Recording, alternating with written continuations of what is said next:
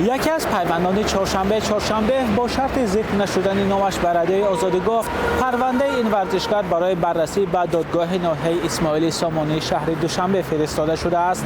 در این دادگاه دریافت نمودن پرونده را تصدیق کردند ولی گفتند هنوز روز اول مرافعه معین نشده است. گردش نو در پرونده چهارشنبه برداشته شدن ماده 189 کدکس جنایی یا برانگیختن کینه عداوت ملی و مذهبی از پرونده اوست.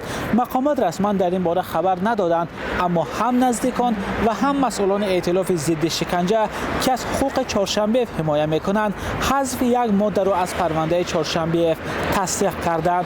با گفته یک منبع آگاه از پرونده در کردارهای چهارشنبه آن علامت‌های جنایت جای ندارد که با برانگیختن خصومت نژادی، ملی، منطقوی، دینی، پس زدن شأن و اعتبار نژادی یا منطقوی آورده رسانده باشد.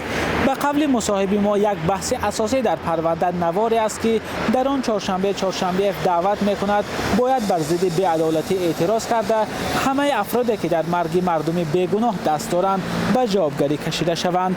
اشاره ورزشکار به حادثه‌های ماه نوامبر سال گذشته در رشقلعه و خاروق ولایت مختار کوهستان بدخشان است که در نتیجه آن گلبدین زیابکوف و 2 نفر دیگر کشته و چندین کس دیگر زخمی شدند.